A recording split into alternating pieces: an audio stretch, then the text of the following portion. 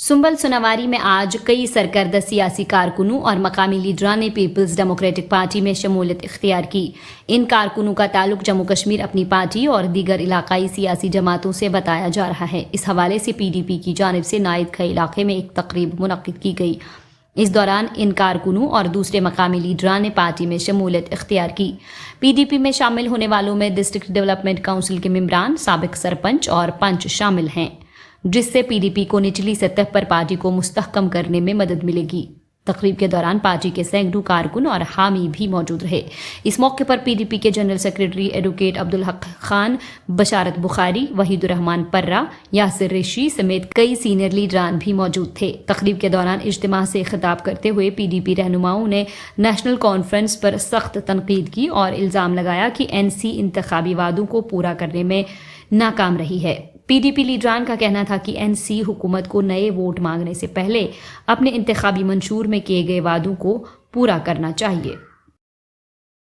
मामला यही है, देख लीजिए, पीडीपी के खिलाफ एक साजिश रची गई थी। पीडीपी खुद ब खुद नहीं टूटी। पीडीपी, आपको ये मानना चाहिए और आपको भी इल्म भी होगी, जब ये पीडीपी तोड़ी गई उस वक्त ये पूरे उन हलकों में जो पीडीपी कश्मीर जम्मू कश्मीर के लोगों के उमंगों के खिलाफ थे, उनको यह था कि पीडीपी एक मजबूत जमात है जो हमेशा कश्मीर की बात करेगी, जिसकी बुनियाद बनी है कश्मीर के हुकूक के लिए।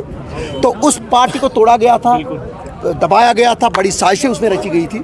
अल्लाह का शुक्र व एहसान है, बुरा वक्त टल गया, बुरे दिन चले गए। इंशाअल्लाह जल्द शानू पीडीपी का रिवायू होने के साथ साथ जम्मू व कश्मीर के लोगों के लिए भी एक अच्छे दिन आने वाले हैं। सर, अपनी पार्टी के कुछ कैंडिडेट्स ने आज ज्वाइन किया। तो वो लोग थे, उनमें से बहुत से ऐसे लोग थे जिन्होंने ज्वाइन किया था, जिनकी वाबस्तगी हमारे साथ थी।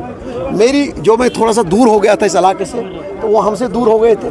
जब हम वापस आए तो उनके दिल व जान हमारे से जुड़े हुए, तो वही वापस आ गए। आपने रिसेंटली अपना स्टेटमेंट आया जो ड्रॉट लाइक सिचुएशन जो सोनावारी में बनी है, तो कैसे देखते हैं? यहाँ के एमएलए भी है, आपने उसकी तनकीद का निशाना किया है। मैंने एमएलए को ही खाली तनकीद का निशाना नहीं किया, मैं ये कह रहा हूँ कि नेशनल कॉन्फ्रेंस की बुनियाद ही ये बनी हुई है। जब से वो बनी हुई है, उनको खाली कुर्सी के लिए बने हैं, उनको कश्मीर के मसले या कश्मीर के लोगों की जो प्रॉब्लम्स हैं उन्होंने कभी हल नहीं किए हैं। जब भी उनको चॉइस मिली क्या आपको कश्मीर की बात करनी है या आपको अपनी कुर्सी की बात करनी है, तो उन्होंने उस वक्त कुर्सी को तरजीह दी, चाहे वो 75 हो, चाहे वो 96 हो, चाहे वो परसों की बात है। बाकी रही बात अभी जो बड़ी अफवाह गर्म है उमर साहब की, वो स्टेटहुड के बारे में कि मैं स्टेटहुड आने वाली है, तो मैं उसको छोड़ने के लिए तैयार हूँ। उमर साहब, कल ही मुझे एक बंदा मिला, एक शख्सियत मिली, मुझे बड़ी हैरानी उस वक्त हुई।